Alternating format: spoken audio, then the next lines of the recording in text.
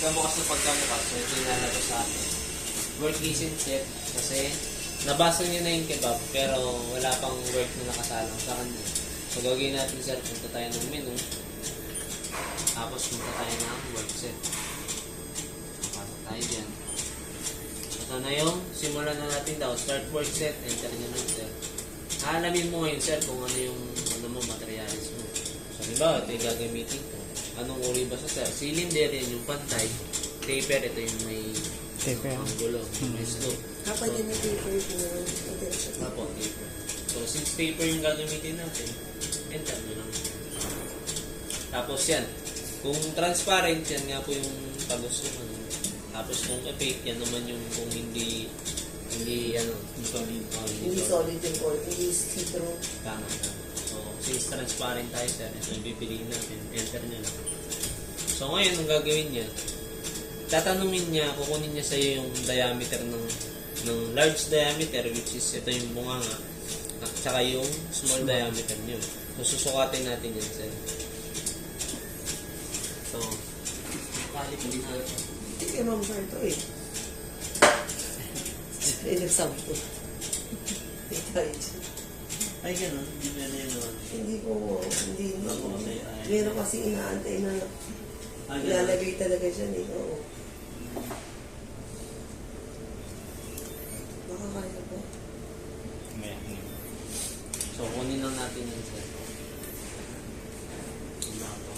Kasi yung small diameter naman, yung pinakamaliit portion mo. So, kunin nyo lang uli yan.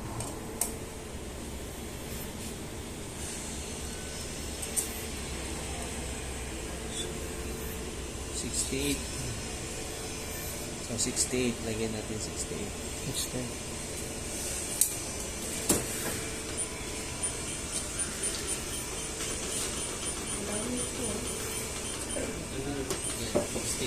Tapos total work length kung gaano kahaba yung yung area ng piprint. So since hindi naman natin makukuha yung yung mismong height niya, kunin na lang natin ito hanggang dito sa pinaka. So pwedeng ito hanggang dito. For example yan. So pagpalagay na lang natin ano siya. 130. Yan. 130 na. Tama. So enter mo lang din. So ngayon, set check na tayo ngayon, sir. Ito na yung gagawin natin.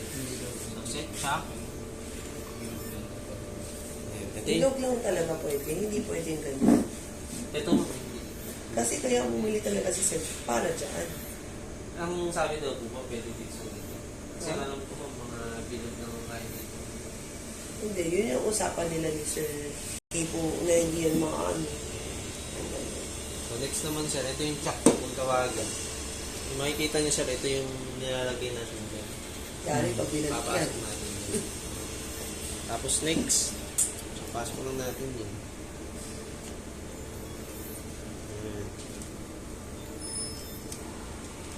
Ngayon, papasok lang din natin ito doon.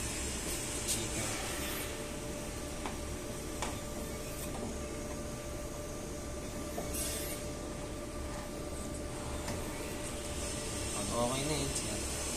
Ito naman yung gagalawin natin. So, check din to. Depende din sa ano natin. Depende sa materialis natin kung ano yung gagamitin May natin. binigay pa si Ma'am Char. Graphics niya. Alin? Yan, Ito? para dyan. Yung bilog. Ano Ay, yung bilog? ano? Ano gulo? Yung ano? Ito nga. Ito. Oh.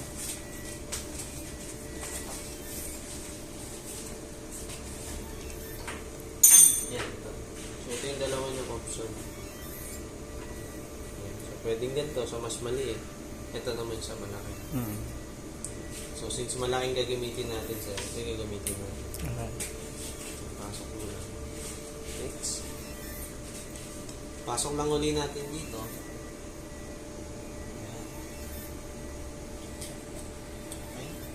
Tapos, next naman, sir, gagawin natin. Ilalak natin silang dalawa.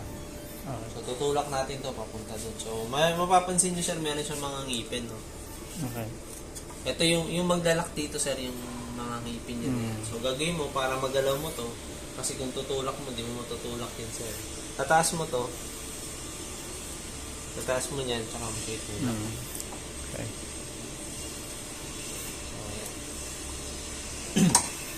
So, kapag ganyan lang, sir, medyo maluwag pa siya. Kung gusto mo lagyan ng Pasikip. kung gusto mo sa sikipan, angat mo lang ulito, next, tulak mo to. Kita niyo itong spring, tutulak mo siya. Baba. Nakakonect na ako.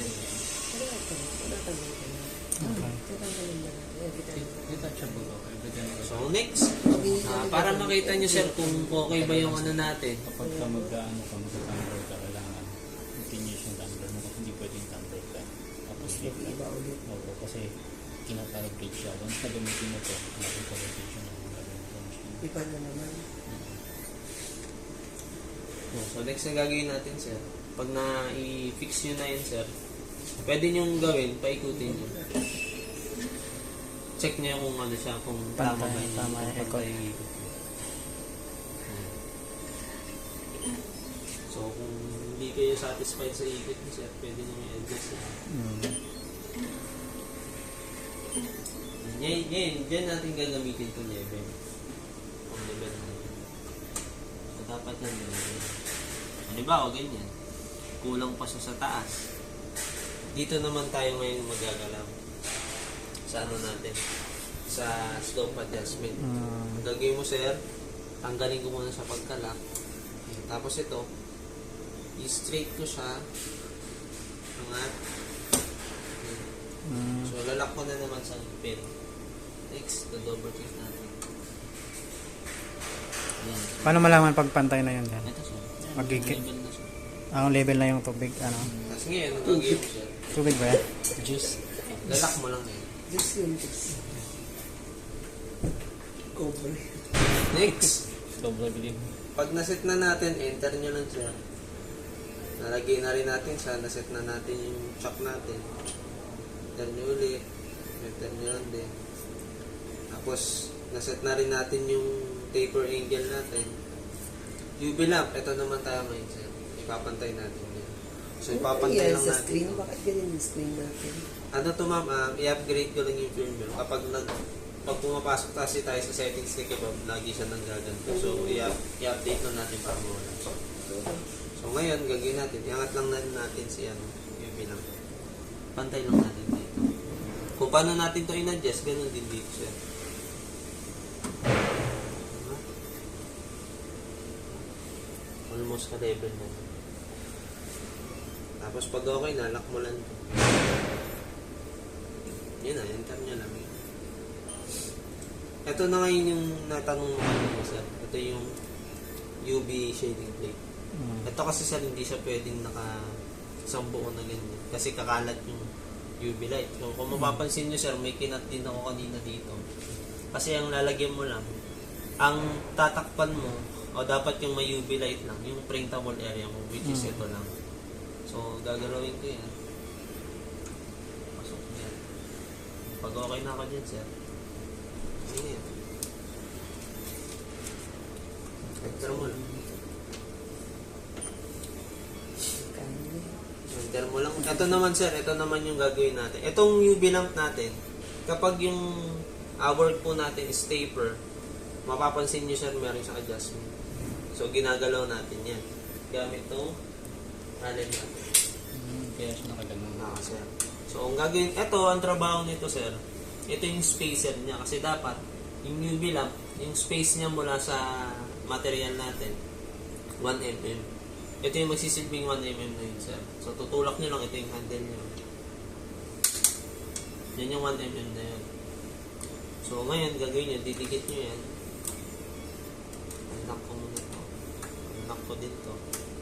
Tatlo lang yan, sir. Tatlo.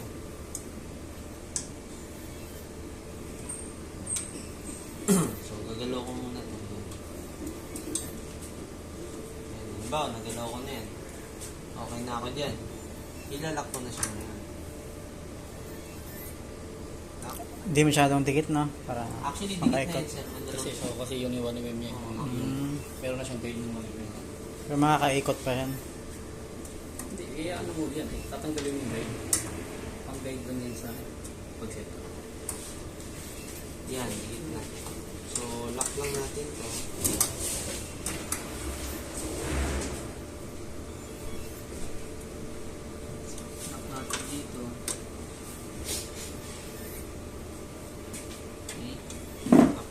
nito, lock na rin natin siya.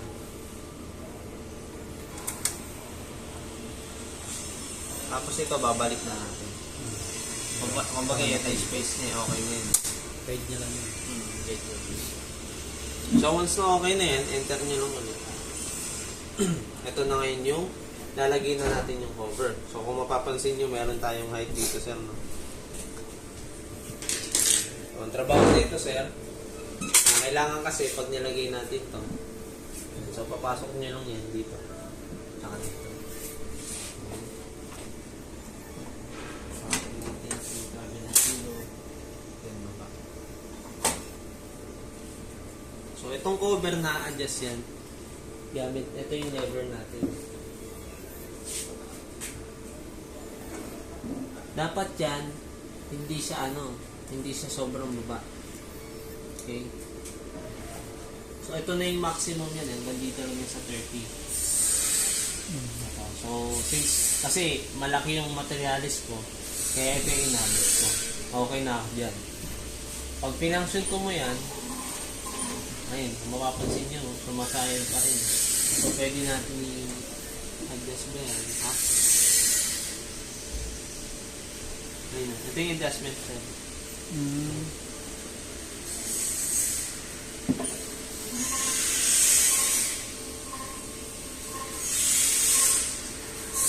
Itong cover mismo ang umangat, baba. Ito yung sir. Ito yung adjustment. Okay. So, yun yung naangat. So, pwede ko sa ibaba ng konti.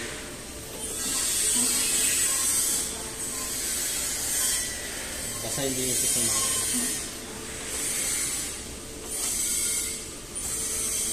Okay, hintayin lang natin. So, next naman, ilalagay na natin tong mga magnet. Pero before yon, mapapansin nyo to sir. Di ba parang meron siyang lawit? Yung lawit niya na to, dapat niya mapunta yan dito. Kita nyo to sir. Yung parang silver na to sa gitna. Ito yung babangga dun. So, tutulak natin yan. Ikutin mo natin. Okay. So, walang sayad. Tulak natin doon. Ayan na. Narinig pa na tumunod siya. So, okay na yan. So, next naman, lalagyan na natin yung mga magnet.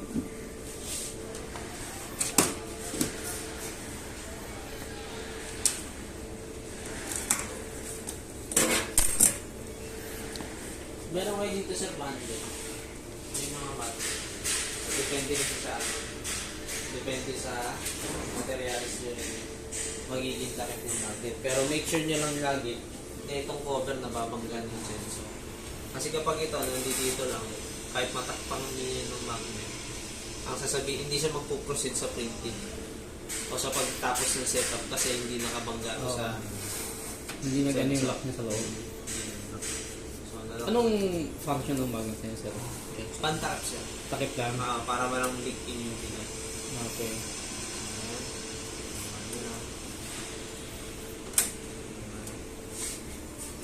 So dito malaki pa nga natin.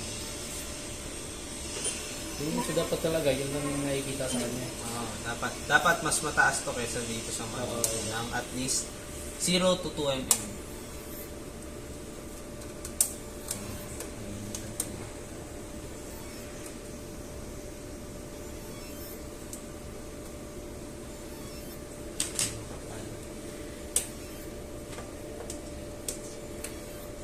Pwede natin magawas. Cutter. Saan? Chip yata. Diba, okay na ako din sir. Enter ko lang din. Tapos yun nga, sinabi ko sir, pag hindi nakasalpak to sa sensor, hindi to lalabas yung enter key. Saka natin sa yan. So, mag-error ka lang. Ayun, walang enter key. Hindi ka magpuproceed. Mag-error. Okay.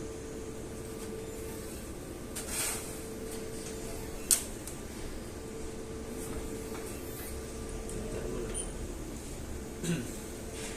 Yan. So, ngayon, ang gagawin niya, detect stray light. So, titignan mo kung meron siyang mga ilaw na sobra. So, well protective equipment, papameasure nila sa iyo yan. So, gagawin mo, sir, ito. Papasok mo to dito. Ayan. Papasok mo lang dyan. Okay. Next, pag-open, pindutin mo lang ito. So, dapat ito, sir, nakaano ka. UW per cm squared. So, baka kasi, yun yung tamang settings. Dapat pakaganyan yan. Kasi hindi dito yung bundok.